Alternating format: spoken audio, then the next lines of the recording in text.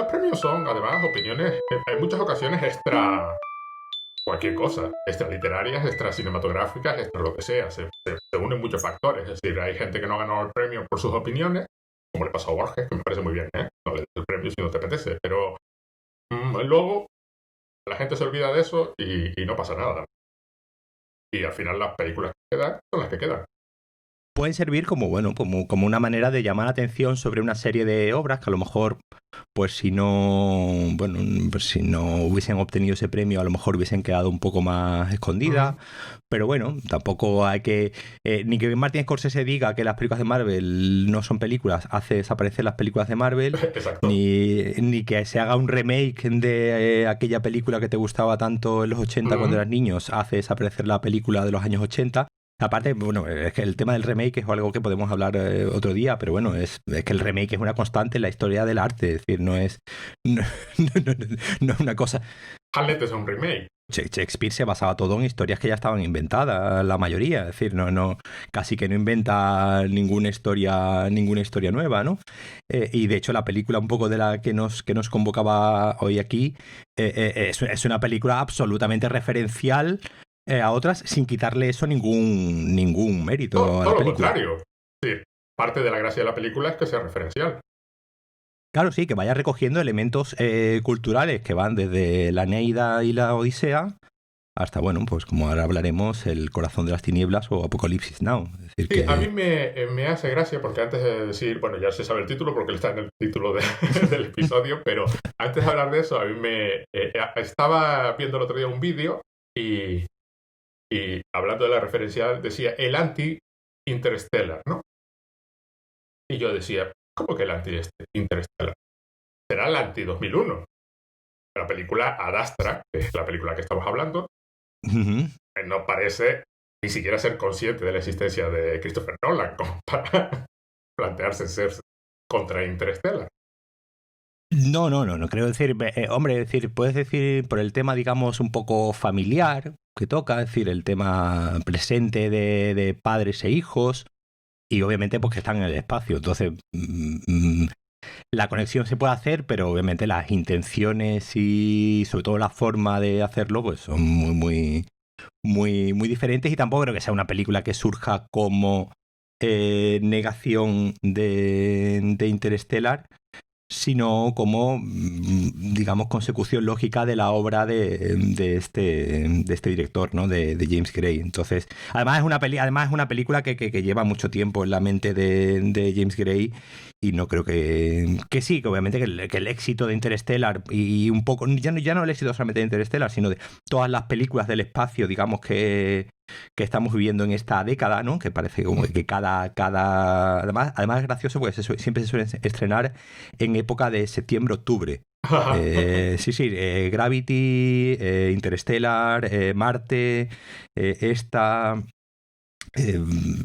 seguro que me dejó alguna, pero todas, la gracia es que se han estrenado como después del verano, ¿no? Es como esto es un blockbuster, pero es un blockbuster como de pensar. No es Guardianes de la Galaxia, ¿no?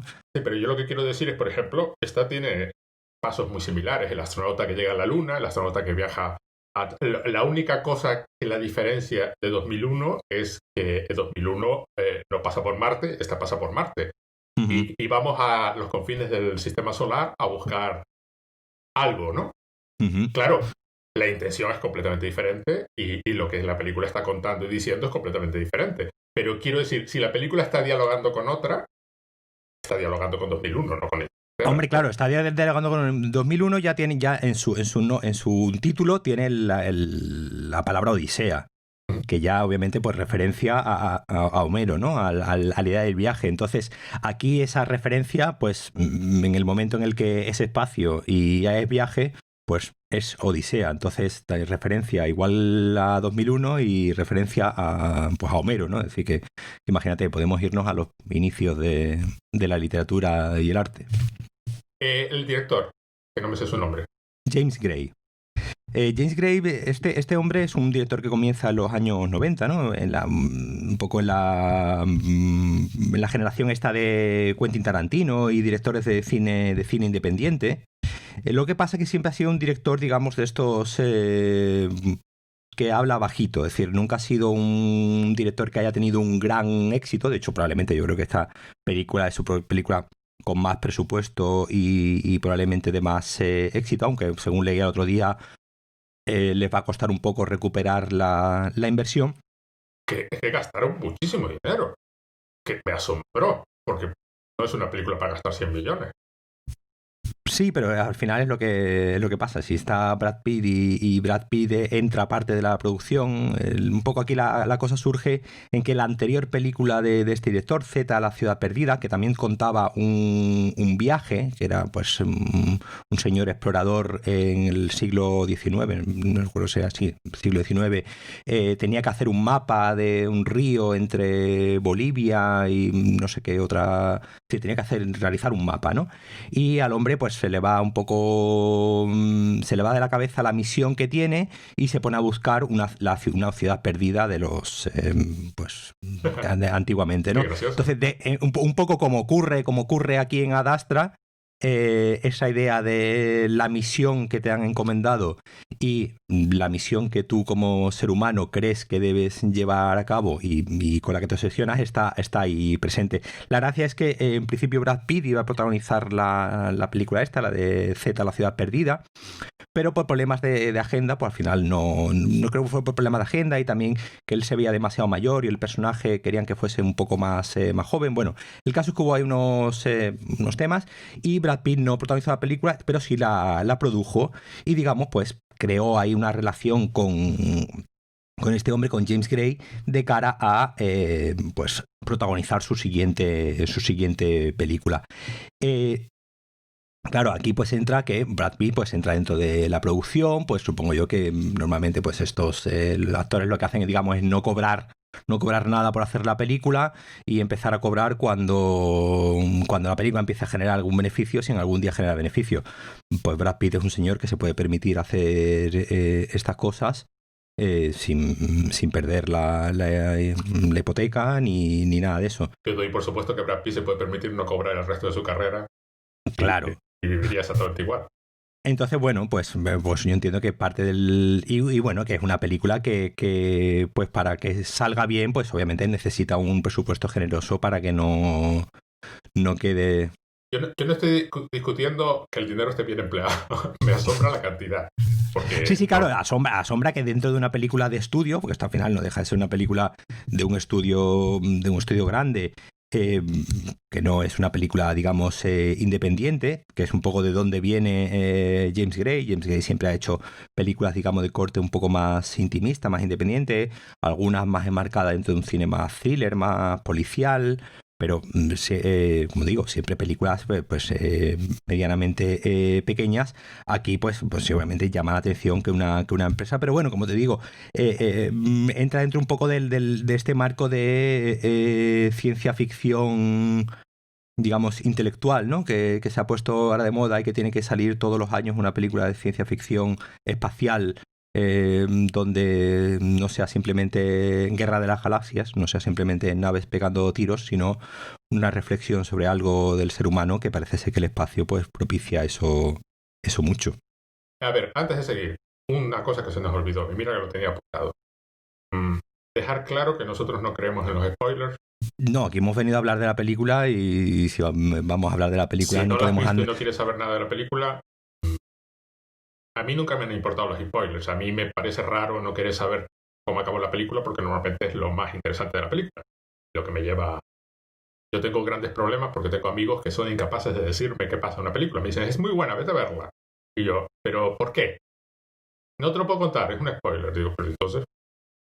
Yo creo que el tema del spoiler, al final hay películas, digamos, que sí juegan con el spoiler claro y... Pues no que sé, esta película de Shyamalan, ¿no? Con el giro final, con el que te reconfiguran la película de repente. Y hay películas donde, yo qué sé, pues aquí si sabes que al final Brad Pitt llega y encuentra a su padre y tal, pues tampoco te estropea la experiencia. Yo creo que bueno, hay películas donde, no sé, pues si por ejemplo este verano mi hija vio Psicosis por primera vez y ella pues no tenía ni idea de nada pues, es decir, lo que es cultura popular, ¿no? Que Norman Bates iba disfrazado de su madre.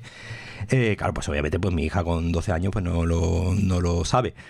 Y obviamente pues fue gracioso, simpático ver su gesto de sorpresa y ver cómo iba configurando la película conforme la veía. Pero bueno, como te digo, excepto en esos casos que son ya cultura popular. Pero vamos a ver, la mayor parte de los giros finales no reconfiguran nada. Yo la mayor parte de las veces preferiría saberlo para no hacerme ilusiones. En las películas de este hombre que acabas de mencionar, pues me pasa eso. Me pasó con los otros, por ejemplo. Hubiese preferido... Porque me di cuenta como a los 20 minutos y pensé, bueno, me acabo de dar cuenta, no puede ser el giro final, era el giro final. Casi hubiese preferido saberlo porque por lo menos no me hubiese llevado a la decisión. Y en el caso de Psicosis, a mí es un caso interesante porque a mí me parece que la verdadera sorpresa de Psicosis es que la protagonista muere que a los 10 minutos o 15 minutos de la película. A los 40, a los 40. Sí, pero quiero decir que la persona que tú crees que es la protagonista... Sí, claro, y claro. La película llega siguiendo durante un buen rato y tú ya... Y la matan. Sí, los primeros 40 minutos de películas no son Psicosis, es otra película. Porque es la historia de una chica que roba un dinero y tú no tienes ni idea de por qué te están contando eso. Es una película que supuestamente se llama Psicosis, que va de alguien que, pues, ya por el nombre, pues que intuyes que es alguien que está no muy bien de la cabeza. Sí, sí. En la época, hoy debe ser más evidente, ¿no? En la época a lo mejor no era tan evidente. Porque además está basada en una... El término psicosis, dices. Quiero decir, sí, debía dar a entender que había algo, pero no debía... Claro, hoy es imposible. Tú llamas a una película Psicosis y todo el mundo sabe de qué va. Pero en la época debía ser más ambiguo. Sí, claro, porque sería una enfermedad mental conocida en los entornos sin aclarar, ¿no? Médicos. Hoy no lo podemos evitar, claro.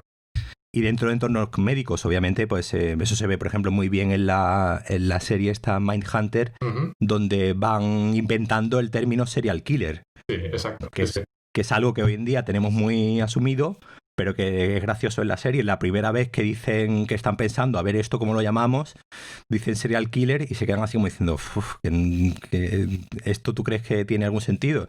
Inventan otro nombre, porque además empiezan con sequential killer o algo así, y luego pasan a serie. Van probando encima.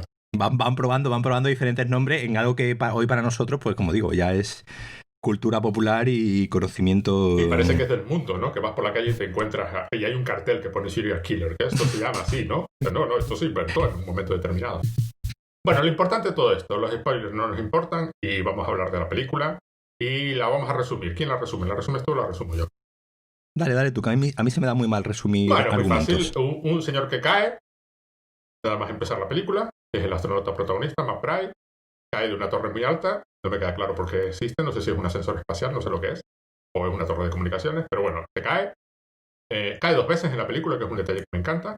En ese momento es porque se ha producido un tipo de estallido cuyas consecuencias tampoco quedan muy claras, ¿no? Afectan las comunicaciones de la Tierra y a la electrónica y temen que acabe con el mundo y con la civilización en algún momento si se repiten y descubren que, bueno, eso viene de Neptuno.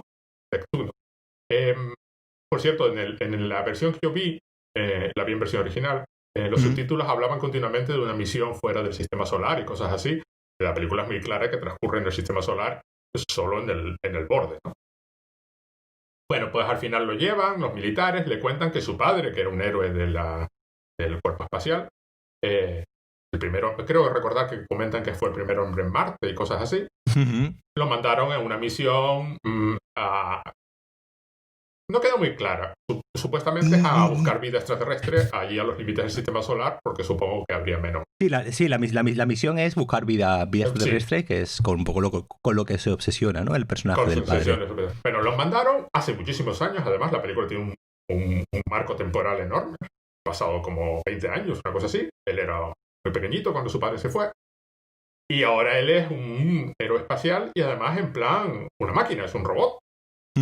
El personaje cuando aparece, el Bright este, es un señor del cual se dice explícitamente que no se le sube la presión arterial ni sin los latidos del corazón, pase lo que pase, que se cayó de una torre abajo y que no hacia el suelo y que nada. Así que le dicen que se lo van a llevar a Marte porque es la única estación que todavía les queda capaz de mandar mensajes al espacio profundo, no sé qué historia, por todos los estallidos estos que está produciendo, para mandar un mensaje porque ahora creen que su padre, la misión, sobrevivió y está vivo, a pesar de que todo el mundo creía que la misión había fracasado, la original, y que él es de alguna forma responsable de estos, vamos a llamarlos ataques contra la Tierra, ¿no? O contra el sistema solar interior.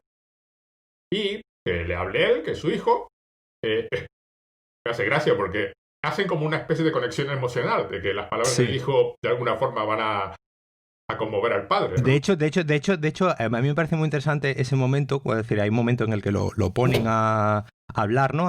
Lo encierran en una cabina al personaje de Brad Pitt para que empiece a comunicarse con el padre, ¿no? Y primero le dan un papel, ¿no? Si recuerdas, le dan un folio con las palabras que tiene que decir, digamos, como para que no se salga del guión establecido, ¿no? Del guión, porque además toda la misión siempre está envuelta de mucho secretismo, ¿no? A él intuye que no le llegan a decir del todo la verdad de lo que ha ocurrido o de lo que está ocurriendo o podría ocurrir. Y hay un momento, como dices tú, en principio empieza como un robot, ¿no? A leer el papel, ven que no se produce no hay ninguna respuesta. Y hay un momento en el que él, pues, digamos, decide ponerse emocional, ¿no? Entonces decide soltar una especie ya más de discurso de hijo a padre y no tan de astronauta a astronauta como es el primero que le encargan. Y entonces ahí se ve muy bien cómo el personaje de McBride va dejando, ¿no? de ser un robot, va dejando de ser un tipo al que no les suben las pulsaciones en ningún momento y, digamos, se va humanizando, ¿no? Bueno, lo mandan a la Luna primero, además en un vuelo comercial, que es otra conexión con 2001. A la Luna en plan en secreto, viaja como un turista. Le ponen a una especie de bardo ciego guía, que no está ciego, pero es Donald Sutherland. Sí, Donald Sutherland, sí. Llega a la Luna y de la Luna hay un enfrentamiento ahí con piratas lunares, que es muy interesante y podemos comentar. De ahí pues lo mandan a Marte. En Marte, el vuelo a Marte tiene un encontronazo y un accidente que también es muy interesante. Me encanta cómo está hecho el accidente. En Marte manda el mensaje ese emocional que comenta. Le dicen que, bueno, sus servicios ya no hacen falta y descubre que van a mandar la nave que la ha traído a Marte, la van a mandar a Neptuno con una bomba nuclear para destruir lo que debe quedar de la nave original de su padre. En plan, pues no nos quedan muchas opciones, que también parece razonable. Él con un tejemaneje así curioso acaba metido en la nave espacial de Polizón. Muere todo Dios. Él llega solo a los límites del sistema solar, a Neptuno, se encuentra con su padre, ya en plan, y se encuentra con el líder de un culto religioso, básicamente, de una sola persona, porque está solo. Sí, porque se los ha matado todos. Los ha matado todos. Es un criminal. Ahí se descubre que el padre es todavía más robot que el hijo. Tiene una obsesión. El hijo no le importa nada, básicamente. Y además que se lo dice explícitamente. Se lo dice explícitamente. Dice, yo me fui, tu madre y tú me dabais igual. Me dabas igual. Lo único que quiere el padre está obsesionado con descubrir vida extraterrestre. La película contiene en varios momentos toques religiosos. O sea, la religión está presente en varias ocasiones, con lo cual se da a entender que esa búsqueda de extraterrestre es simplemente una metáfora de la búsqueda de Dios. Está buscando la trascendencia. Que vuelve a ser, desde mi punto de vista, otra conexión con 2001. Es decir, 2001. Sí. Solo que esta es completamente diferente. Bueno, hay el padre muere y el otro consigue volver a la Tierra, aparentemente porque le quisieron cambiar el final. Y vuelve a caer a la Tierra, curiosamente. Cae 2 veces. Y cae convertido en un ser humano. Y al final, pues, sonríe. Es básicamente como acaba la película, ¿no? Aquí lo interesante es, por un lado, el cambio del personaje, que pasa de robot a ser humano. Y luego hay varios aspectos de la película. Uno de ellos es el que presenta el viaje espacial como algo profundamente aburrido. y profundamente banal, ¿no? Sí. Pero además, inhumano, en el sentido de ¿para qué estás tú ahí? Es una aventura, en ese aspecto es muy, quiero decir, Es curioso porque hay una conexión con 2001. En 2001 el viaje espacial era muy aburrido también, pero tenía un propósito. Cuando llegaban a la Luna se encontraban con el monolito, ¿no? Aquí llega a la Luna y se encuentra con un centro comercial. Con un centro comercial, es decir, hay un momento que también lo comenta, ¿no? La película está en todo momento con, digamos, un flujo de conciencia, ¿no? Del personaje, con una voz en off del personaje de Brad Pitt presente, y cuando llegan a la Luna, él mismo dice que si su padre hubiese visto en lo que se ha convertido la Luna, le pegaría fuego aquello, ¿no? Sí, bueno, viene a hablar un poco de cómo el ser humano va continuamente, y aquí viene un poco el tema del remake que hablábamos antes, va continuamente rehaciendo lo mismo una y otra vez. Es decir, llega a la Luna y no construye un lugar nuevo, sino construye un lugar que se asemeje a lo que ya tenemos en la Tierra. Pues de hecho hay momentos que incluso se ven máquinas expendedoras, ¿no? De cafés o algo así, en un sentido de decir, estamos en la Luna porque te he dicho que estamos en la Luna, pero esto podría ser cualquier lugar de la Tierra igualmente aburrido y lleno de cemento. Es lo que aquel antropólogo llamaba un no lugar. Han convertido la Luna en una estación de paso, ¿no? En un aeropuerto. Y encima los problemas que nos encontramos en la Luna son problemas casi del siglo XIX, ¿no? De piratas. Sí. Es decir, no son ni problemas nuevos que nos hayamos encontrado y a los que nos estamos preparados, sino el problema típico de que hay unos cuantos que no quieren seguir las leyes que nos hemos impuesto y deciden hacer negocios de forma fraudulenta, pues matando o robando o de la forma que sea. Es decir, y además la película, ¿no? Supuestamente está ambientada pues en 2100 y pico, ¿no? Es decir, se supone que el personaje del padre, ¿no? de Brad Pitt podríamos ser uno de nosotros. Es decir, que es una cosa que... que no recuerdo ahora mismo si en la película dicen el año en el que se desarrolla. Creo recordar que no dan fecha. O sea, dan periodos de tiempo muy largos, con lo cual uno estima que eso lleva muchísimo tiempo. No te vas a la Luna y te construyes las bases lunares que tienen de la nada, ¿no? Pero...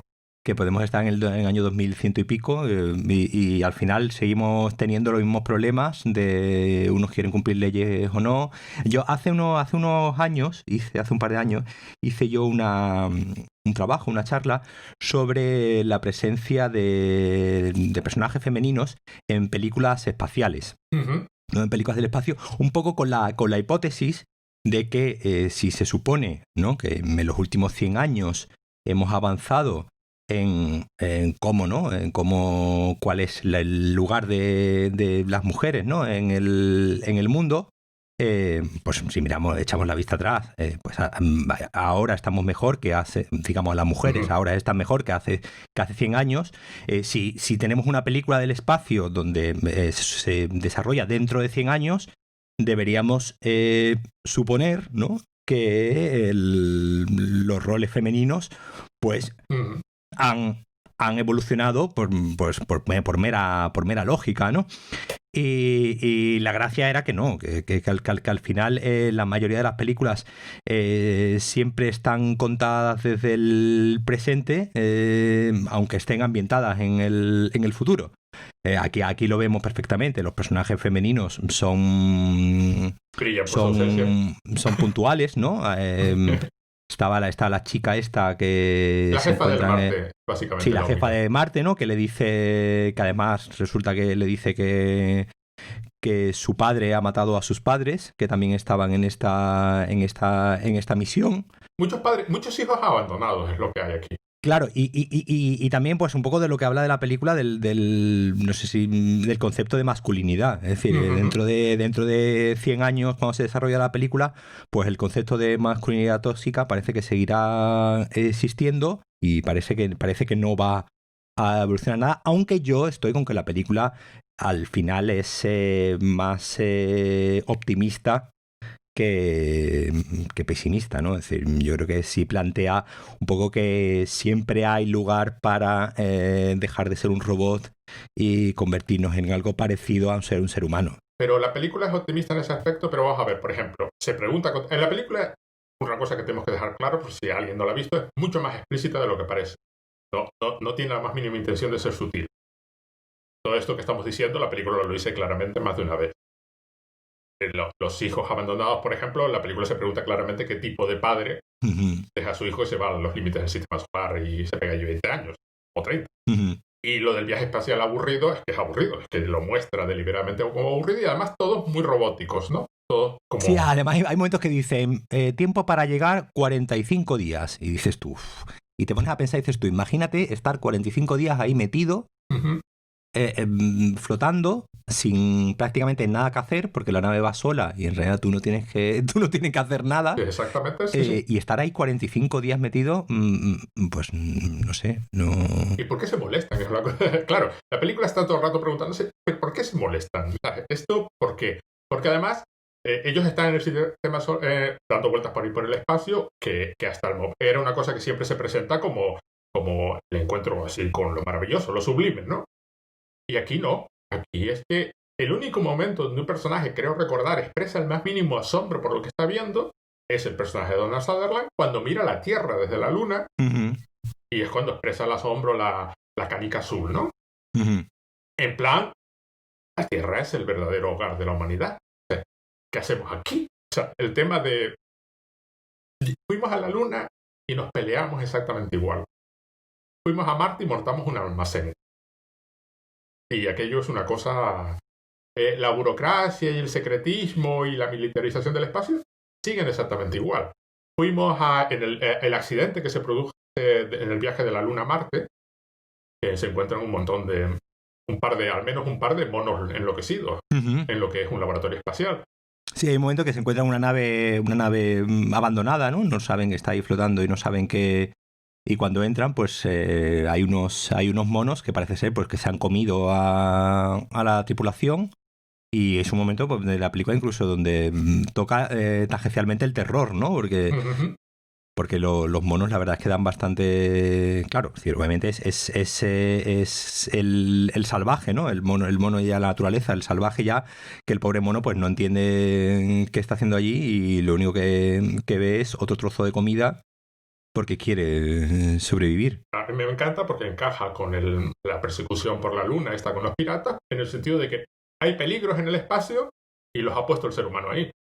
No es que corras peligro de que se te mueras porque te asfixies, es que, mira, fuimos allí y fabricamos monos asesinos, que es lo que se nos ocurrió hacer en el espacio. O vamos a la Luna y nos persiguen los piratas. Todos los peligros con los que se encuentran son ese tipo de... Además, la gracia es que son peligros muy parecidos a los que estaban en la anterior película de este hombre, la de que te he comentado antes, la de Z. De la de Z, que la naturaleza en sí es peligrosa, no es justa ni injusta, sino simplemente si jugamos con la naturaleza y ponemos un mono ahí, pues obviamente pues se va a convertir en algo agresivo y pues en la otra pues igual, les atacaban animales salvajes y tenían piratas. Al final los problemas son siempre lo mismo, como decíamos antes. Pero además la película es explícita en eso, el problema es siempre el mismo. Lo que cambia en esta es que el personaje va dejando de ser un robot y poco a poco se va volviendo más humano. Cuando ya le dicen, no te dejamos volver a hablar con tu padre, ni siquiera te vamos a decir si tu padre ha contestado, es cuando él se pone en plan, hombre. Y la jefa de Marte le revela que su padre es un asesino y que esta imagen de héroe del espacio que tiene es algo que fabricaron en la Tierra, en plan, bueno, ya hemos perdido la nave, pues esto era un héroe. Y es cuando él se vuelve, digamos, irracional. Se vuelve un poco así. Eso es un punto muy interesante también, el de la creación de los héroes, ¿no? El cómo continuamente, a lo largo de la historia, hace poco leía un artículo sobre Gandhi, que es uno, lo que lo tenemos como idealizado, el gran, ¿no? Idealizado y el gran, y bueno, y no decía cosas demasiado elogiosas de pues la vida personal de Gandhi, cómo era Gandhi en su día a día, pues que también que dentro de todo lo que hizo, pues en ciertas cosas no era la mejor de las personas. Y el cómo y el héroe es algo que es algo también muy heredero, ¿no? También de la Guerra Fría, ¿no? Y de la carrera espacial, ¿no? El crear a los a los grandes hombres, además siempre suelen ser Claro. sí, siempre suelen ser hombres, dejando de lado o incluso negando y ocultando todas las zonas de grises que puedan tener. Que pues al final pues el ser humano, todos los humanos son seres humanos, e incluso pues señores que tenemos idealizados como Gandhi o como Martin Luther King, pues tenían sus taras y sus cosas. Y aquí, digamos, por el bien de la humanidad, ¿no? Por el bien una cosa graciosa, por ejemplo, es que si te fijaste que no se menciona la NASA en ningún momento. No. La NASA ya no existe. Es decir, entonces creo que no sé si llegan a decir el nombre de la empresa o de la compañía que... O Space, no sé qué lo llaman. Sí, es una especie de rama empresarial militar, una especie de combinación. Y esta necesidad que tienen estas ramas, ¿no? de estas instituciones de crear continuamente pues héroes, ¿no? De crear nombres de referencia que sirvan un poco por legitimar que esto que estamos haciendo tiene un sentido, ¿no? Y sirve para algo. Y aquí pues descubrimos que llevan pues no sé cuántos años sin recibir ninguna conexión, y encima la conexión que reciben es prácticamente no, prácticamente no, es literalmente un ataque al planeta Tierra. Sí, pero luego se descubre, que es otra parte que vuelve a ser interesante, de que no es deliberado. Es un accidente. El reactor de antimateria de la misión original falló, y es lo que produjo por efecto del último motín. Sus últimos fieles del padre se amotinaron, los acabó matando, pero sus acciones llevaron a que ese reactor fallase, y es lo que está atacando a la Tierra. El padre no tiene más mínimo interés en atacar la Tierra. Claro, además esto es todo completamente aleatorio, es decir, el tema del ataque no es intencionado, y ese hombre pues no será ni consciente de que está, porque claro, su conexión es con Marte, ¿no? Y ni le han comentado que la radiación esa que está transmitiendo está dañando la Tierra.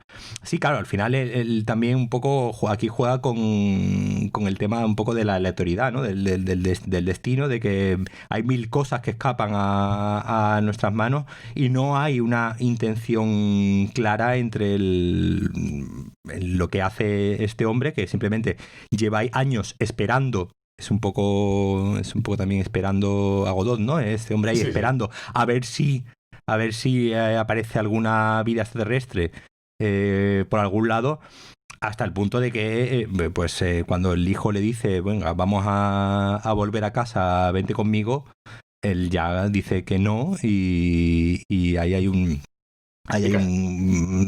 como tú bien dices tú, la película es muy explícita, sin que sea tampoco algo negativo, pero sí este cordón umbilical, ¿no? Que se forma al final entre el hijo y el padre, que es la cuerda esta, ¿no? Que ya hemos visto muchas veces entre los astronautas, que pues llega un momento que el personaje de Brad Pitt tiene que decidir o morir con su padre que lo arrastre, o cortar, ¿no? Cortar el cordón umbilical y volverse independiente a la Tierra.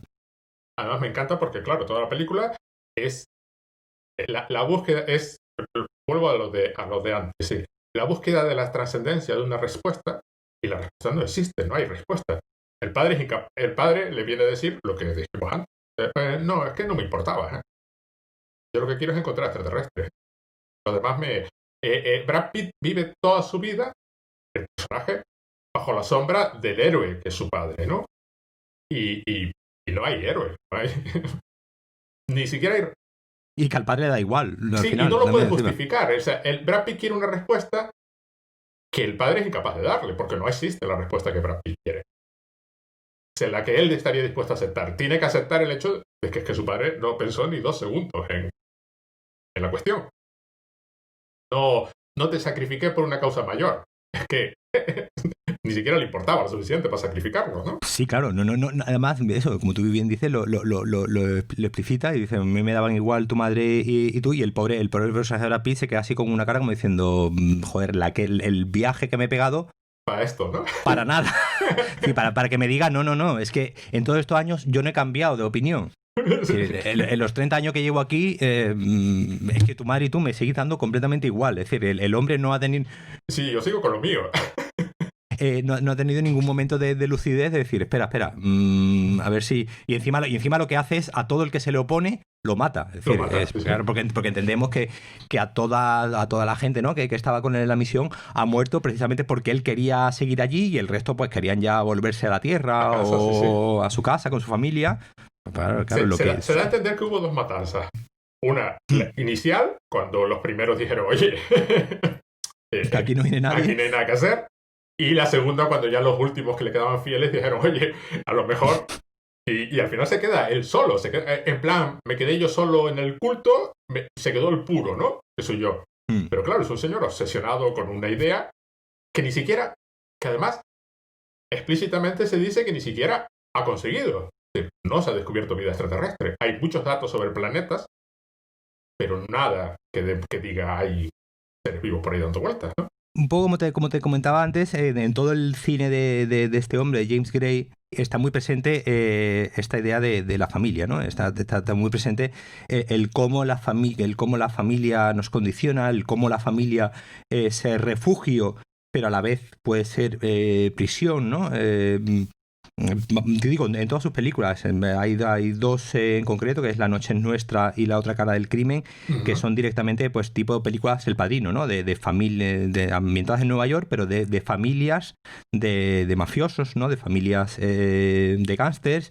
En Two Lovers, protagonizada por Joaquín Phoenix, es un chico, mira, Joaquín Phoenix, como le pasa en Joker, vive con su familia, en Joker vive con su madre, aquí vive directamente con su familia, además son judíos, ¿no? Con el, digamos, un poco la idea esta tan de como eje central, ¿no? De toda su existencia que tienen los judíos de la familia. Y en Z, la ciudad perdida, pues, por ejemplo, también, pues el personaje de la esposa del tipo que va a hacer las expediciones está muy, muy presente y es una confidente que incluso se va encargando de sus negocios y de ir preparando el siguiente viaje para cuando vuelva ya tenga preparado el siguiente viaje. Y de hecho, la película termina con que él se pierde con su hijo.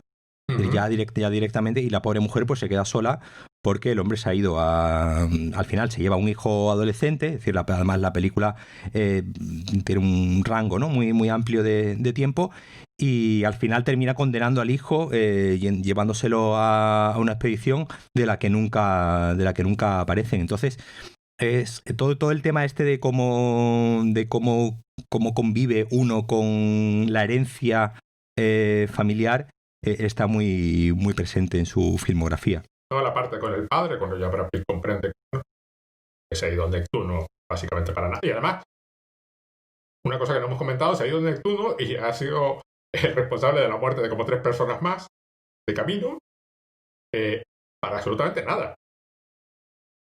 Que no hay nada. Y de hecho, para mí en ese punto la película que te está diciendo es, si viniste a Neptuno a buscar a tu padre, cuando hay un planeta entero lleno de gente, y tu padre se vino a Neptuno a buscar extraterrestres para que la humanidad no esté sola y dejando atrás un planeta lleno de gente.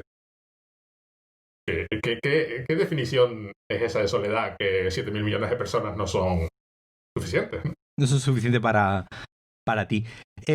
Claro, el tema de la soledad, como tú bien decías antes, son muy aburridos estos viajes espaciales. De hecho, Brad Pitt pasa varios de estos viajes, incluso él solo. La soledad es algo además que hoy en día está muy, muy presente, ¿no? Esta idea de que podemos estar todo el día sin hablar. Tú y yo nunca hemos hablado, nunca nos hemos conocido personalmente, y es la segunda vez que hablamos, pero nos conocemos de leernos de aquí para allá. Es decir, al final, hoy en día la soledad no solamente se tiene que definir por algo físico, ¿no? Por algo de que veas, pero sí es verdad que la fisicidad, el ver, el tocar a una persona, el hablar directamente cara a cara y verle los ojos, yo creo que es donde está la verdadera humanidad finalmente. Y un poco la película habla de eso, de al final, cuando ya hasta que el padre no le dice mirándole a la cara, mira, es que paso de ti, hasta ese momento físico en el que se lo dice a la cara y ve a su padre diciéndolo, es como que parece que no se lo acaba de creer. Sí, los actos no importaban hasta ese momento, efectivamente. El padre tenía muy claro que pasaba de ellos, incluso probablemente, pues, y por las acciones, ¿no? Se lo había dejado muy, muy claro, pero el personaje de Brad Pitt tiene esa obsesión de que hasta que, digamos, como hasta que no me lo diga a la cara, no me lo creo. Y eso también es muy religioso, ¿no? Es muy católico, es muy hasta que no toque la herida no creo, no me lo creo, hasta que no lo vea físicamente, no me creo que esto sea así. Y es un poco lo que ha traumatizado, ¿no? Durante 25 años a este personaje. Que su padre fue a buscar a Dios en forma de extraterrestre, él fue a buscar al padre, ninguno de los dos cumplió la misión, no encontraron nada de lo que buscaban. Uno encontró el rechazo y el otro se encontró con el vacío del espacio que se niega a comunicarse, ¿no? Y después también hay un detalle muy curioso porque la empresa espacial militar esta que lo lleva todo hace como de padre secundario del protagonista, de Matt Bright. Y también lo rechaza. En un momento dado se niega a responderle también. Y se niega a decirle si su padre le contestó o no contestó el mensaje. Es gracioso porque estos dos actores, ¿no? Donald Sutherland y Tommy Lee Jones, ya hicieron de compañeros del espacio en Space Cowboys de Clint Eastwood. Que donde pues aquí eran era una serie de astronautas viejos, ¿no? de la Guerra Fría, que sabían manejar una serie de cacharros, digamos, de forma analógica, ¿no? Y la tecnología digital pues se había comido, y entonces terminan mandando a estos 4 astronautas viejos a que reparen un satélite o algo así, porque son los únicos capaces. Y es gracioso que James Gray recupere precisamente a estos dos actores que ya hicieron de astronautas en esta película. Claro, ese personaje de Donald Sutherland es un poco el primer intento de algo parecido a un padre, ¿no? Lo que pasa que rápidamente no sabemos hasta qué punto el personaje de Donald Sutherland no sabe cuánto ha pasado, porque siempre se habla de todo de forma así como elíptica y no le llegan a él realmente decir la situación, ¿no? No se entera hasta el final, y no sabemos hasta qué punto, pero bueno, suponemos que el personaje de Donald Sutherland conocería al padre lo suficiente como para saber que lo que se iba a encontrar era esa respuesta, ¿no? Al final parece que este amigo y padre putativo conoce mejor al personaje de Tommy Lee Jones que su propio hijo, ¿no? Pero bueno, yo creo que eso es algo muy común también de los hijos, ¿no? Ya desde un punto de vista personal, el esperar siempre de tu padre algo que pues al final sabes que es muy improbable que lo vayas a encontrar. Es que además se da a entender que Matt Bright vive en una especie de estado estático. El proceso natural del hijo de llegar un día y decepcionarse con el padre no se dio nunca en su caso. El padre se fue. Sí. Y quedó sustituido por esta imagen del héroe espacial que lo había hecho todo. Entonces lleva como 20 años esperando el pobre a crecer. Y no crece hasta que el otro le dice claramente, hasta que se decepciona definitivamente, ¿no? A mí me recuerda mucho, hace muchísimo tiempo vi un documental de estos gente que va al Everest a escalarlo y tal. Pues uno que se quedó atrapado en una tormenta y lo último que hizo fue llamar por teléfono, usando un teléfono por satélite, a su mujer que estaba embarazada de como 8 meses para contarle que, bueno, que había quedado atrapado ahí, que se iba a morir. Yo nunca supe cuál era supuestamente la intención del documental, si era poner eso como un hecho heroico. ¿Qué haces? ¿Qué hacías en el Everest? Sí, no, bueno, esto es como los que se murieron hace poco, ¿no? En el Everest por una poca vía cola, ¿no? Es decir, la estupidez humana no tiene límites y claro, sí, pues el Everest es una cosa peligrosa. Entonces, la muerte es una opción bastante probable. Bastante.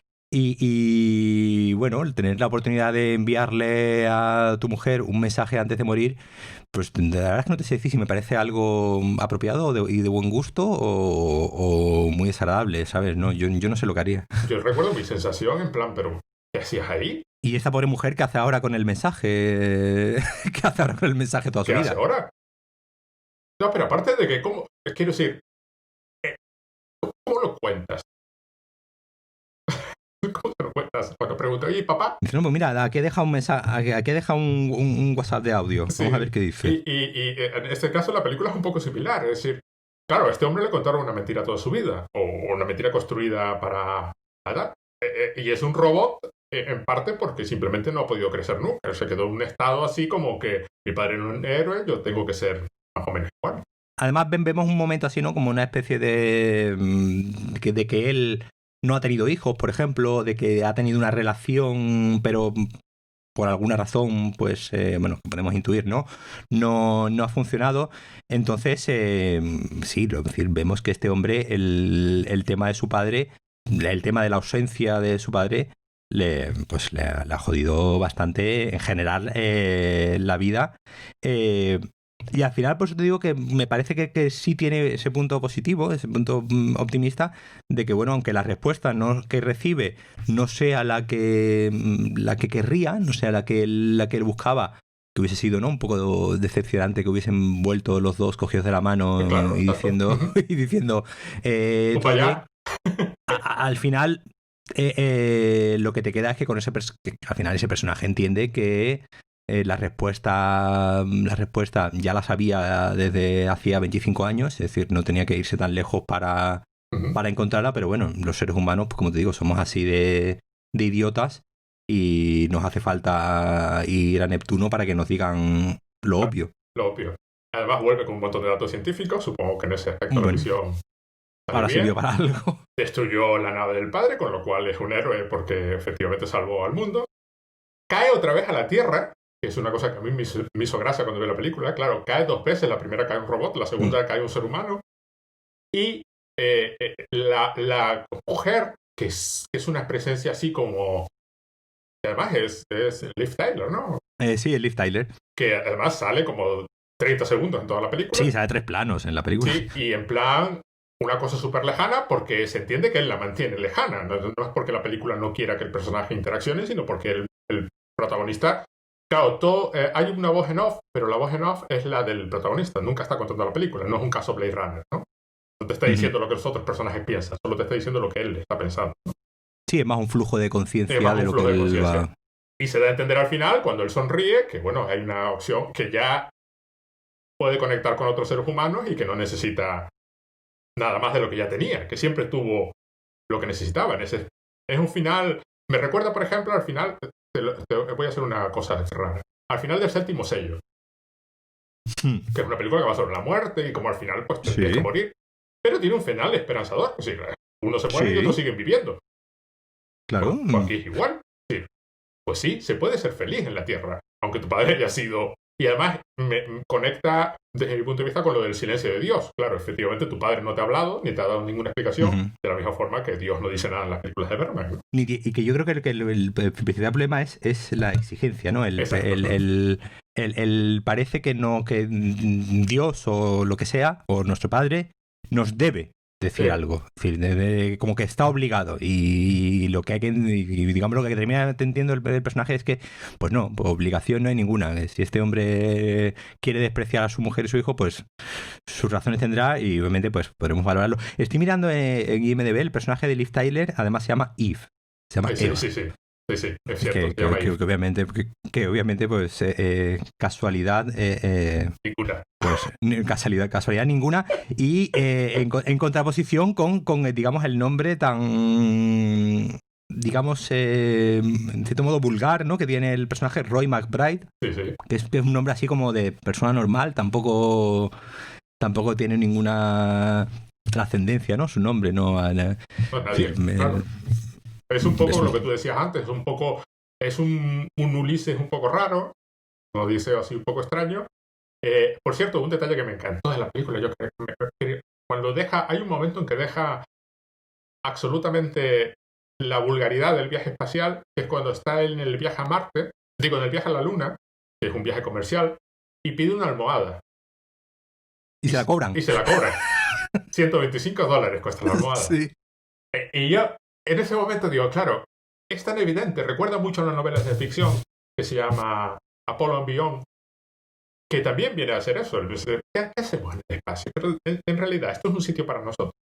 ¿No? Aquí no hacemos nada, ni pintamos nada, y la gente está aquí en la Tierra, ¿eh? O sea, no... ¿A qué vas? ¿Qué estás buscando? Y además es un negocio más. Es un negocio más, sí, exacto. Es un negocio más y cobramos. Y además, todos los astronautas tampoco parecen los que salen en el viaje a Marte, los que salen en el viaje... Nadie parece que se lo esté pasando bien en la nave, ¿no? No parecen ni siquiera hablar entre ellos. Son como funcionarios, ¿no? Sí. Del espacio, ¿no? Sí, pero ni siquiera parecen charlar. No es esta típica película de camaradería espacial donde se conocen 3 o 4 en la nave y charlan y juegan. No, aquí da la impresión de que cada uno está a lo suyo, sentado en su asiento, individuales además.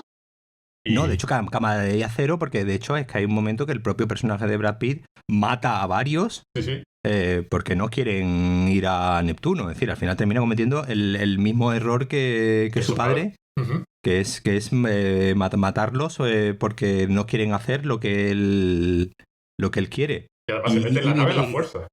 Sí, se mete la fuerza y prácticamente los mata o los deja morir con tal de cumplir su misión. Y la película hace muy bien en presentar este hecho como, bueno, es hijo de su padre, es decir, que algo en los genes de esa obsesión enfermiza tiene que llevar, pero también desde su punto de vista lo plantea como algo necesario, ¿no? Como ya que he llegado hasta aquí, no me voy a andar ahora con minucias ético-morales de no matar a esta gente que se opone. Es decir, ya que estoy de camino... Son dos sesiones paralelas, la del padre y la de McFly. Claro, ya que estoy de camino a Neptuno, no me voy a dar la vuelta porque esta gente no quiere. Pues me los cargo y así ya como de perdidos al río, ¿no? Ya que estoy, vamos a llegar hasta el final, que un poco sería lo que pensaría el padre en su momento. Exacto. Lo que pasa es con la diferencia esa, de que el personaje del padre, digamos, no aprende nada, no tiene la obligación de aprender nada, y el personaje de Brad Pitt pues sí termina aprendiendo algo. A mí me encanta porque la película visualmente, narrativamente, cuenta después de que haya por fin decidido que, bueno, el padre no quiere volver a casa porque además considera que la Tierra no es su casa. Es la parte también muy interesante, considera que su casa es la nave. El personaje de Brad Pitt encuentra un nuevo impulso y una nueva resistencia que le permite atravesar los anillos de Neptuno y volver a la nave de salvamento, que también visualmente la película lo presenta muy bien. Es decir, hay un proceso psicológico que está por el que está pasando el protagonista, que se refleja en lo que está pasando en la escena en ese momento. Sí, dices el momento, ¿no? En el que coge la puerta, ¿no? Como un escudo. Pero además se da impulso con aquello que está girando, de forma que se da impulso y consigue atravesar Porque da la impresión de que, claro, la primera nave con la que viene se destruye en ese momento. Es decir, hay un proceso hay un proceso de ir hacia la muerte, ¿no? Quiere decir, no le importa, está sacrificando a todo el mundo, incluyéndose a él mismo, por conseguir la respuesta que quiere. Cuando la respuesta resulta ser otra completamente diferente, que no era ni respuesta, el personaje psicológicamente cambia y ese cambio se refleja en ese momento, ¿no? Cuando de pronto se da cuenta de que, ¿qué hago ahora? ¿Me quedo aquí flotando y me dejo caer a Neptuno? O lo intento. O lo intento así. Un nuevo impulso y una nueva resistencia. De todos modos, ya vendrá seguro algún científico purista a desmontarnos todas las cosas que hace Brad Pitt en la peli. Todas las cosas que hace Brad Pitt.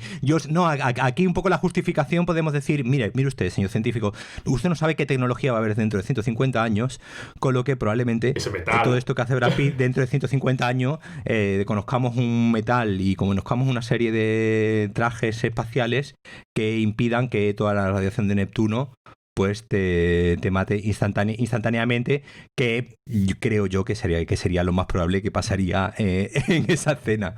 Yo recuerdo ver esa escena en el cine y pensar, esto es imposible. Claro. La parte de físico que tengo dentro de mí me estaba diciendo, esto es imposible, y a la vez, simultáneamente, no me quites la metáfora. Claro. O sea, esta metáfora es chula, déjala donde está. Sí, dentro de que la película tiene un poco ese ánimo realista, ¿no? Ese ánimo de bueno, imaginar un mundo medianamente posible, ¿no? Donde hemos colonizado, el tema de la colonización, hablábamos también un poco el otro día, ¿no? El corazón de las tinieblas, ¿no? Que está ahí con el tema del ser humano colonizando otros mundos y, como decíamos al principio, al final haciendo lo mismo de siempre. Ay, se me ha ido la idea que estaba diciendo.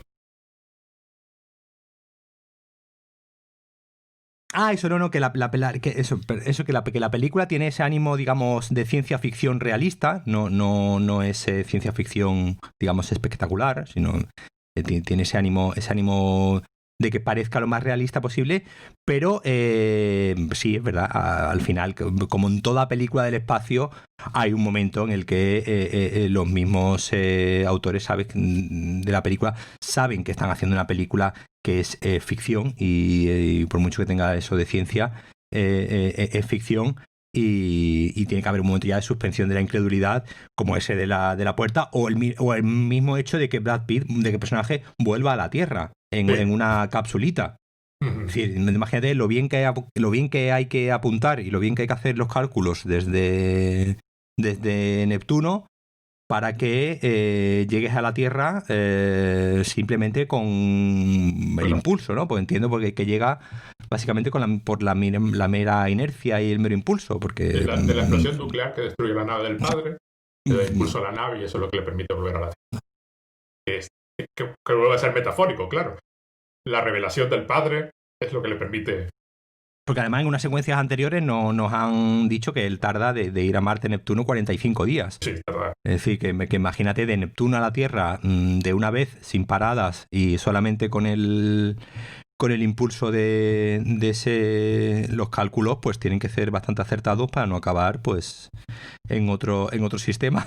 Hay otro momento así que es cuando se mete de polizón en la nave, que tiene que pasar por un túnel que tú dices, claro, en un momento tenía que bajar al infierno, ¿no?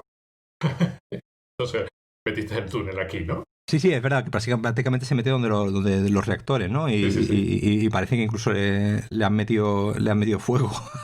Sí, pero por eso, que además el hombre tiene que pasar estrecheces y oscuridad y recorrer el infierno antes de volver a resurgir, ¿no? En ese aspecto la película, claro, como toda buena película, en última instancia es arte, ¿no? Tiene un componente que no es el puramente explícito, ¿no? Además es una película que yo creo que de hecho ha ocurrido, mucha gente ha ido a verla, digamos, pensando en ver pues eso, en ver una película como Marte o como así más espectacular y más exuberante, y en ese sentido pues es una película más intimista, de un personaje prácticamente inhumano, como tú has dicho al principio, un robot y como incluso deprimido, que obviamente pues no es la película que mucha gente quiera ver, que aunque la película está medio funcionando bien en taquilla y bueno, probablemente el Brad Pitt termine ganando dinero, sí es verdad que tampoco ha sido el gran éxito, porque no es una película de la que la gente, el público en general, salga y comente que bien me lo ha pasado. Y yo he conocido, he leído a mucha gente que es una película que se le ha hecho bastante aburrida y cuesta arriba. Por eso, porque no si vas con la expectativa de encontrarte una película del espacio como estas últimas que ya he comentado, pues obviamente pues, plantea algo totalmente diferente. Es que además plantea básicamente que es la antipelícula del espacio. Se plantea básicamente, oye, chico, no te molestes, ¿no? Que al final todo es más banal de lo que lo queremos hacer creer muchas veces. Claro, es una tendencia de la ciencia ficción, esa siempre, en la escrita y la del cine, la de voy a salir al espacio y me voy a encontrar al ser superior, me voy a encontrar al ángel, ¿no? Y en la película viene a decir es que el ángel estaba en la Tierra, ¿eh? No lo habías querido ver. Y estaba ahí, ya te lo encuentras al final, ¿no? No vas a encontrar nada afuera que no esté ya aquí. Y de hecho lo más probable es que fuera no haya absolutamente nada, que es lo que sucede, ¿no? Mucho planeta vacío, mucha fotografía de planeta extraterrestre, pero nadie. Están todos en la Tierra, ¿no? La única... Esto nos lleva al corazón de las tinieblas, claro. que es, como tú decías, hay elementos de Corazón de las Tinieblas y de Apocalipsis Now. Yo Apocalipsis Now no la he visto, la empecé a ver. Porque lo que hice fue leer... No, porque no la había visto, ¿eh? Yo estoy haciendo el camino inverso. Yo me imagino que la mayor parte de la gente habrá visto Apocalipsis Now, luego habrán leído como mucho la novela. Bueno, sí, la novela corta de Conrad, y luego habrán visto a Dastra. Yo vi a Dastra, luego leí la novela corta de Conrad y empecé a ver Apocalipsis Now. No iba a ver Apocalipsis Now porque no me interesaba nada. Pero leer a Conrad sí me hizo pensar, ¿cómo lo habrán hecho esto? ¿No? Y me encanta, vi el principio de Apocalipsis Now, me encanta cómo empieza. No, de hecho, James Gray tiene a Coppola como uno de sus directores fetiche, ¿no? Es de estos que cuando está haciendo una película piensa cómo haría Coppola esto. Y como te he dicho antes, las películas, por ejemplo, anteriores estas de la mafia que tiene James Gray, beben... En cierto modo, es un cine muy diferente, porque es un cine más, digamos, más callejero, más no es la mafia del Padrino. Pero bueno, la idea esa de la familia, que también es un tema que está en toda la filmografía de Coppola muy, muy presente. James Gray siempre ha tenido a Coppola como un referente y sin miedo, ¿no?, a decirlo. Y aquí, pues digamos, también está muy... La conexión no solamente con Corazón de las Tinieblas, sino con Apocalipsis Now está muy clara, pues, bueno, en el personaje ¿no?, que monta... El personaje de Tommy Lee Jones, que monta un culto, que bueno, que es un poco socias del personaje de Marlon Brando, ¿no? Que tenía montado un culto, y el tipo que hace un viaje para ir a... Claro, en ese sentido, lo que decíamos al principio, el tema del viaje ya estaba en la Odisea, en la Eneida, en el tipo que... la road movie, ¿no? El tipo que hace el viaje para... en este caso es una road movie en solitario, pero el tipo que va en la búsqueda. El referente con Apocalipsis Now es evidente, como si el propio James Gray lo menciona claramente. Entonces no es algo que él se encargue de ocultar. Ahí en el Apocalipsis Now lo que hace Coppola es, pues, coger, digamos, tú te has leído, ¿no?, El Corazón de las Tinieblas. Estos días me contaste. Sí, lo acabo de terminar. Lo he terminado hace un par de días. Y si ves que, bueno, pues que esta idea de el camino donde voy haciendo pausas, voy encontrándome diferentes personajes, diferentes situaciones que me van apuntando, ¿no?, que es lo que me voy a encontrar en el punto final, pues está en las tres obras, ¿no?, en Apocalipsis Now, en Corazón de las Tinieblas y en Ad Astra. Además, el personaje el que está al final del camino, que es un personaje que aparece durante 5 minutos en cada una de las... Bueno, en Apocalipsis Now no sé, pero imagino que aparece al final. En Apocalipsis Now también aparece en los últimos 5 o 10 minutos de... Pero cuya presencia se deja sentir, claro, es la que guía Claro. Aquí es de pronto descubrir a Kurtz.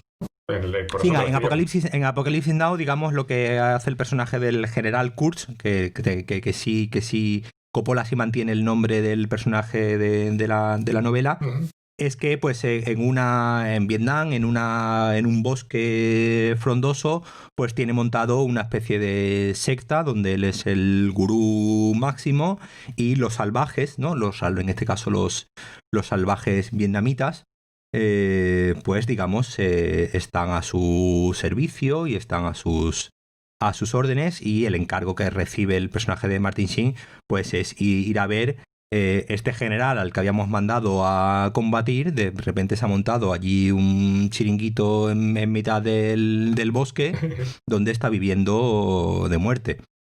Y digamos, pues el personaje de Martin Sheen, pues durante todo la película, lo que va pensando es qué haré cuando me lo encuentre. Ajá. ¿Qué haré cuando me lo encuentre? Lo mataré, lo cogeré prisionero, es decir, va sufriendo ese descenso a los infiernos hasta, bueno, pues al final, pues sí, al final obviamente pues lo termina matando porque no queda otra opción.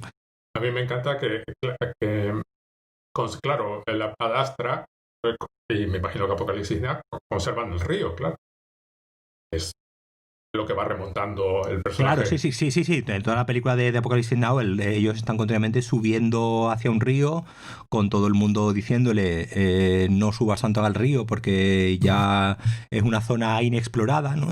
Está esa idea también de lo inexplorado, ¿no? Del ser humano siempre queriendo ir a donde no ha podido ir y donde cada vez resulta más difícil ir, porque cuanto más lejos queramos ir, pues más trabajo va a costar volver, que también es fuente de avance tecnológico, ¿no? En el Apocalipsis Now, eh, la idea del Kurtz es, digamos, devolver al ser humano a un estado como más primitivo, donde las preocupaciones sean las básicas y con que estén las preocupaciones cubiertas, el ser humano podrá montar como al final un poco lo que quieren hacer todos los cultos, ¿no? Y todas las sectas, Ujú. el plantear un modelo alternativo, ¿no? Un modelo alternativo al final a la búsqueda de felicidad, que es lo que optamos todos, o al menos que eh, tener las necesidades cubiertas y que a partir de ahí seguir avanzando.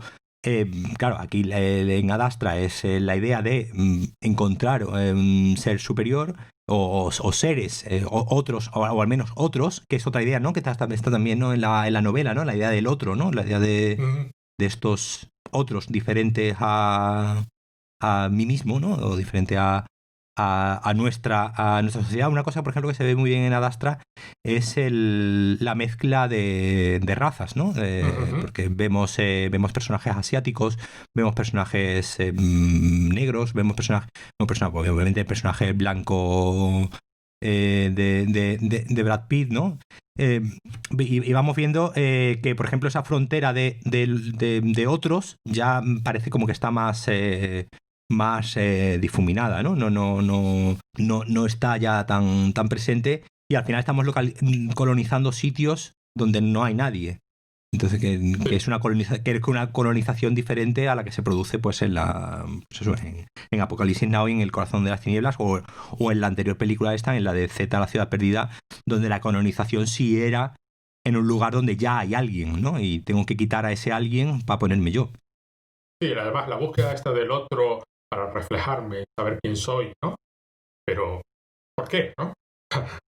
O sea, te estás identificando en lo negativo, ¿no? Claro, la Y, gracia aquí es que aquí no hay otros directamente. y aquí no hay otros, Aquí claro. ya directamente el drama es que no existen. Entonces ya ni siquiera puedes quitar a nadie de en medio para ponerte tú, sino que es que estás ahí solo y aburrido. Y aparte, si tú querías a alguien que te reflejase, querías contacto con otras personas, la película viene a decir es que ya lo tenías, ¿eh? Ya podías Tenía haberlo ahí hecho. a, tenía ahí a tu hijo. Tenías a tu hijo, tenías a tu mujer, y el personaje de Matt Bright tiene a Liz Taylor, a Eve. Y entonces, claro, a mí me encanta ese demasiado infinito, es demasiado grande para un ser humano. No pintas nada ahí. Es totalmente la naturaleza, totalmente inhumana. Ya no la puedes, lo puedes intentar dominarla, ¿no?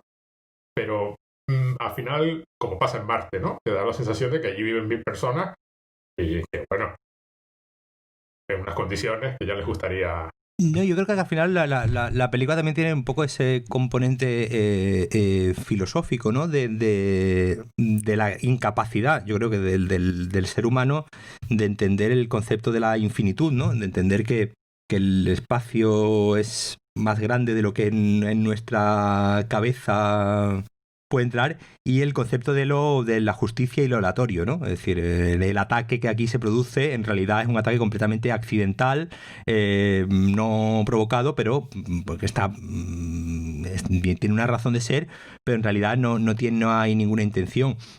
no sabemos en ningún momento este personaje, el personaje del padre, por qué tiene ese rechazo hacia su mujer y su hijo y casi a la humanidad en general. Es todo fruto de una obsesión y ya está. Entonces, esa cosa que no se puede comprender, al final es lo que hace, por un lado, avanzar al ser humano, ¿no? El intentar entender todo eso que no entra en tu cabeza, pero al final también es fruto de frustraciones porque es un camino infinito. Nunca llegamos a conocer la verdad, nunca llegamos a conocer la razón última de todo, porque probablemente no haya ninguna razón última y todo sea fruto de una mera casualidad. Es que además, en ese aspecto también es muy diferente. Ese es el aspecto en donde yo digo que dialoga en la contra de 2001, porque en 2001 acaba con que el personaje tiene que transformarse en algún ser superior, porque si no es incapaz de entender el universo. Claro, ¿qué hace él ahí? Es un mono. Sí, sí. Es un mono como los que salen al principio de la película. Y la única solución en la trascendencia implica un cambio. Es evolucionar. Y aquí Adastra viene a decir, no, es que ese cambio ni siquiera. No hay nada que cambiar. Y que la respuesta a la pregunta que tenía este personaje la tenía, como suele pasar en el ser humano, por eso decía antes yo que el ser humano es esencialmente idiota, y la respuesta a la pregunta la tenía en su casa y en la puerta de su casa, cuando la mujer al principio se va y le dice ahí te quedas, y la respuesta la tenía ahí. Y ha tenido que ir hasta Neptuno para darse cuenta. Sí, pero además Adastra da a entender que no hay paso más allá. No hay nivel que subir. Eres un ser humano. Te aguantas. Claro, ahí en ese sentido la película de Kubrick de 2001 sí es, digamos, más... también es una película, digamos, más abstracta, ¿no? Es una película que verbaliza menos todos estos asuntos. Es una película, digamos, más inhumana en ese sentido. No, yo no diría tampoco inhumana, pero sino posthumana, ¿no? Es decir, lo que pretende es decir, mira, para salir de este lío, lo que tenemos que hacer es pegar un salto evolutivo. Porque es que si no vamos a ningún lado. Lo que pasa que, bueno, sabemos que ese salto evolutivo pues es más que improbable, ¿no? Bueno, vamos a terminar. ¿Cómo valoras tú la película? No, para mí es una de las mejores películas que se ha estrenado este año, junto con otra película de Brad Pitt, la otra película de Brad Pitt, que es la de Tarantino, la de Érase una vez en Hollywood. Y entonces me parece que este año Brad Pitt se está saliendo a base de bien. A mí me sorprende y no me sorprende la división de opiniones que provoca esta película. Porque yo he leído de todo tipo de comentarios. Desde que es una basura hasta que es una obra maestra. Y a mí me parece una película súper interesante. De las que vale la pena ser. Independientemente de cuál sea el resultado, ¿no?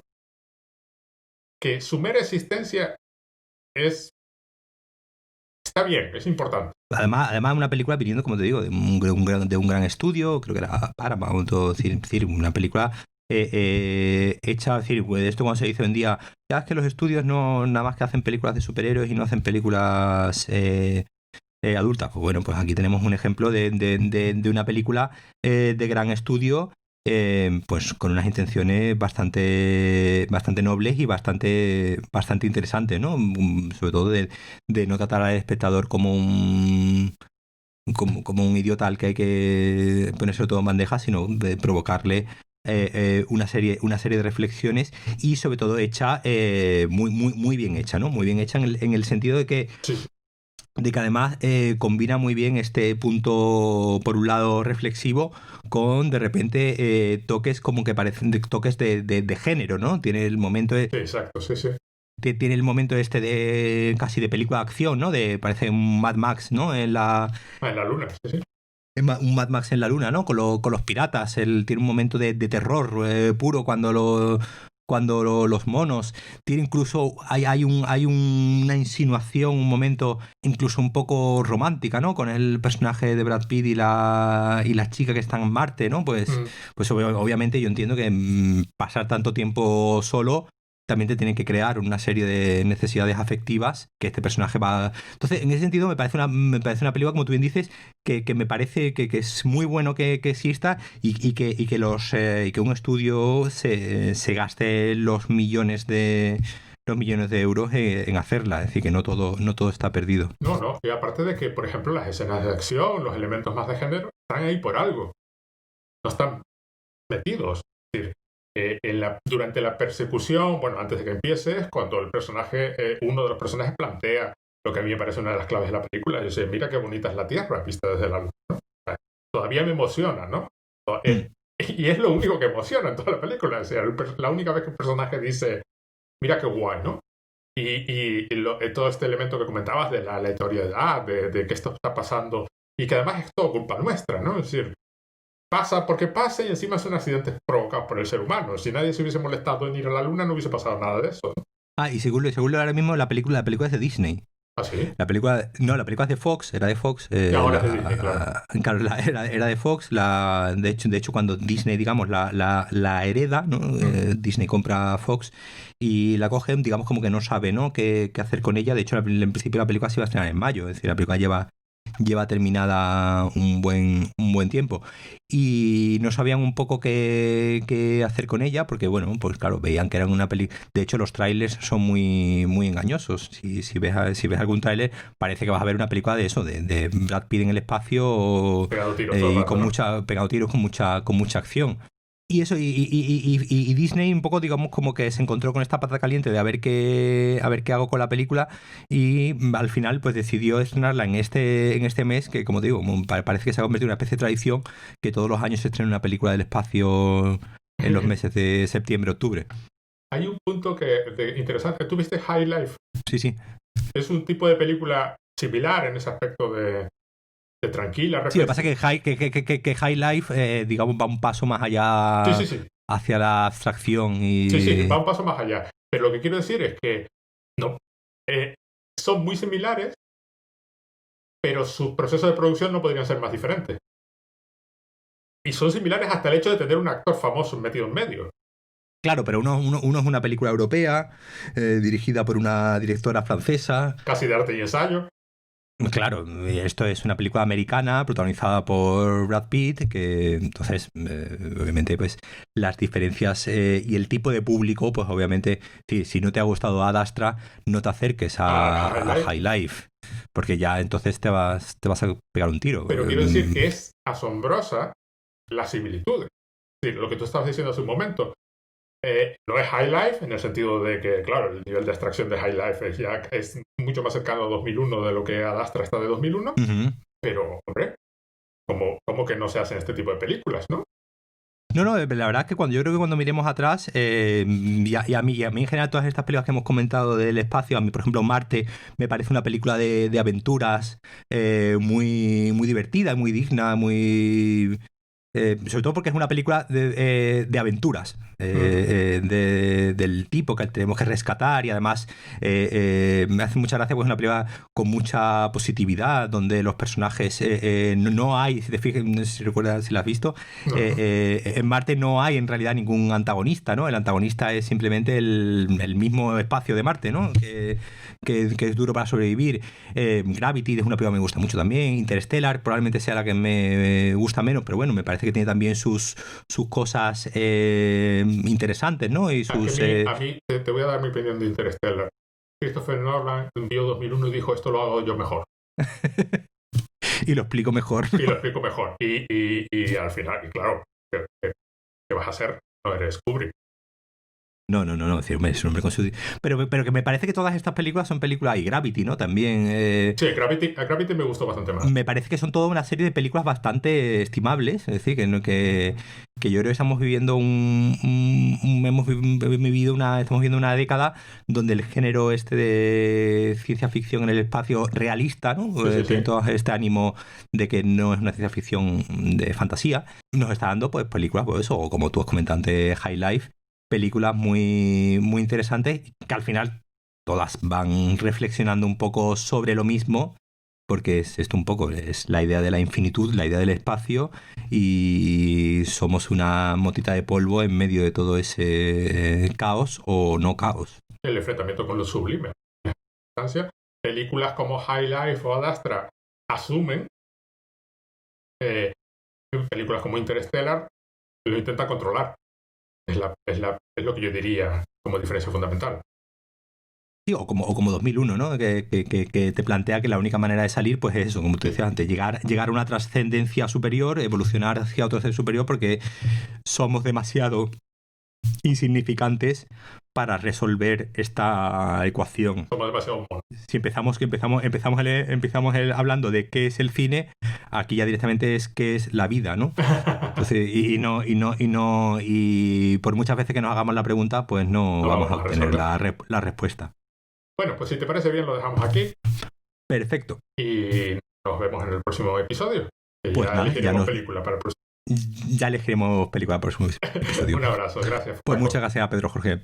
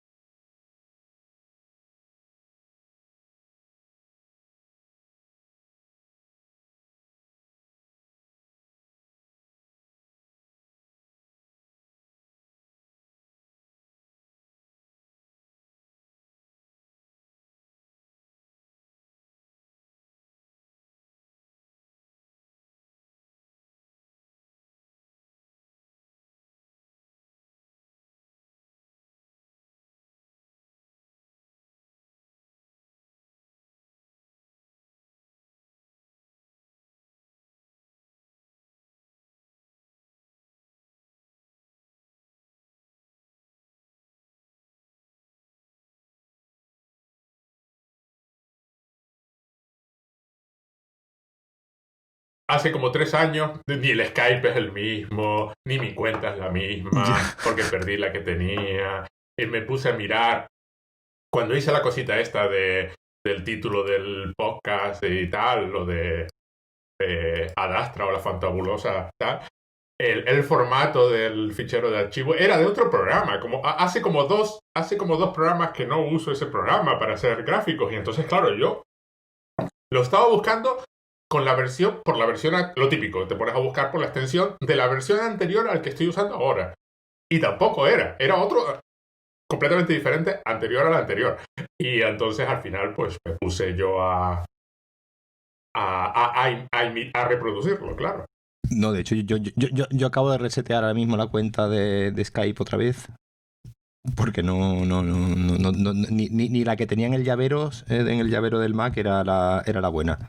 No, yo tuve que hacer lo mismo la última vez que reinstalé Skype porque no sé qué pasó con mi cuenta. Ahora uso una cuenta de Microsoft que si me escribe Alex Barredo no le contesto porque nadie la tiene. No sé qué fue de mi cuenta anterior. De hecho, otra cosa nueva que sale también en Skype es que me indica que tú la estás grabando. Ah, bueno, muy bien. Te sale ahí una notificación de P. Jorge está grabando la llamada.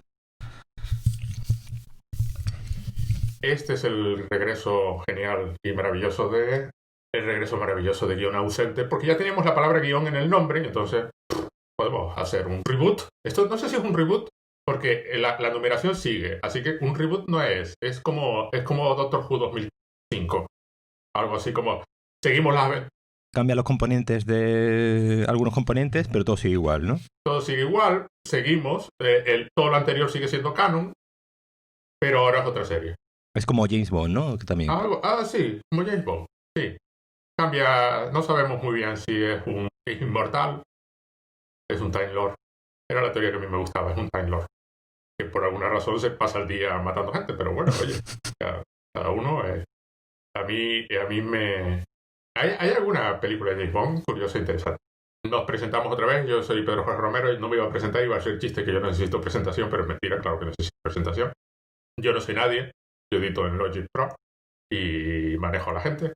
Y tú eres Paco Casado, al que no conozco, por cierto.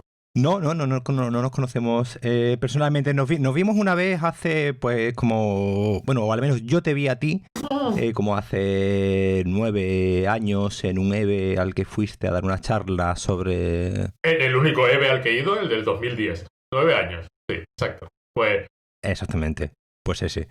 Pues ahí recuerdo que a nuestro común amigo José Luis Merino le hiciste entrega de un regalo que ahora mismo no recuerdo. Le llevé licor café. Exactamente, algo así. Sí. No sé lo que me pidió algo y yo le llevé licor café.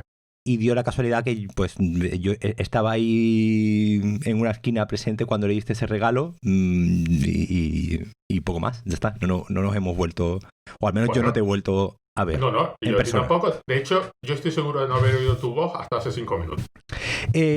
También, ahí te equivocas también.